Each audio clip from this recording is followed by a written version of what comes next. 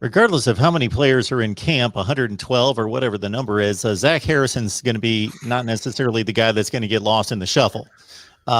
Everybody's got their eyes on Zach Harrison, wanting him to emerge as a star. Kevin, Ryan Day said something about Zach Harrison, despite all the talent and the production that he's already put on the field, is just seemed to be elevated, a different guy, even more mature and ready to go. Yeah, reshaping his body, a different look in his eye, I believe were two terms that Ryan Day used when talking about Zach Harrison.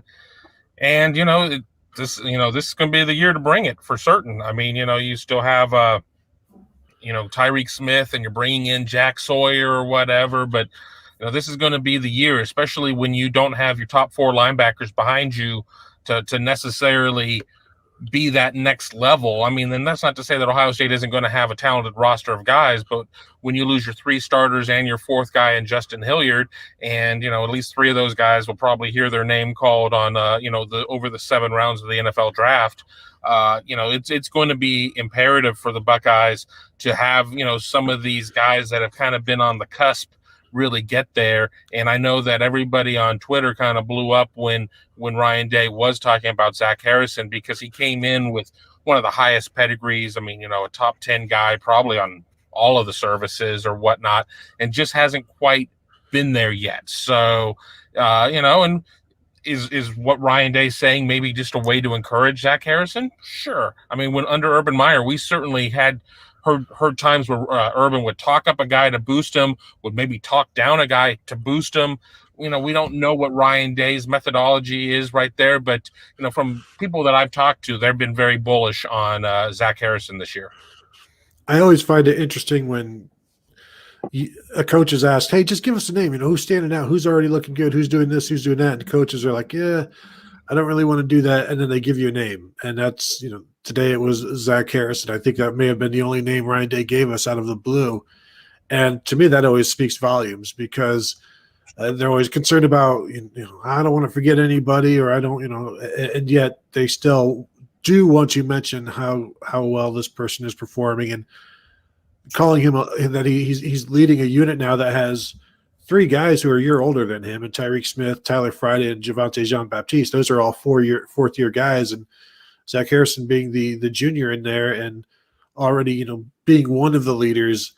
I think this is it's a very good step, and I think a lot was expected from him last year for good reason. But again, I'll just keep going back to COVID causing all sorts of calamity in terms of development. But this year sounds like with no practice yet having been done, and only the 7 weeks of weight lifting, it sure seems like he's on track. And when he's already saying like he looks like a different guy and this and that, it's like, well, he used to look pretty good the way he was, and now if he's looking different than that, go ahead, you can put those numbers together. And so I'm excited to see it. And they've got a good front four in terms of the defensive ends, and then we'll see if Jack Sawyer can get into that 5-man rotation like they had last year.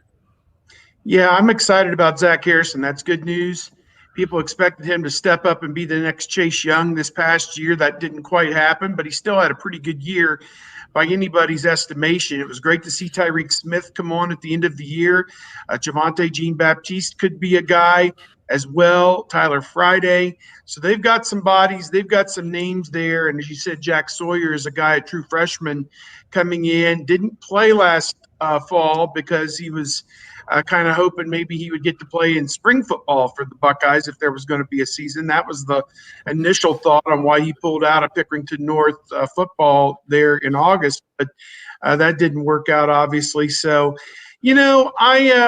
I am interested to see if the front four can make more of an impact. They were probably B-plus players this past year, and they need to get back up on that A level, because when they're at that A level, it really does provide more of a margin for error for the back seven, and we know the back seven is being totally reworked for Ohio State at this point. So other than Sevyn Banks and Josh Proctor and maybe Marcus Williamson, there's nobody in the back seven who you just hang your hat on and say, oh, this guy's going to be an all Big Ten guy. No doubt about it. So I think you are in a tough spot there defensively. You need that line to come up, and I think Harrison will be a big part of that. So I'll make the connection. If the pass rush is better next year, we won't have to talk about the secondary for 45 minutes every week. Okay, that'll be good. That will be good.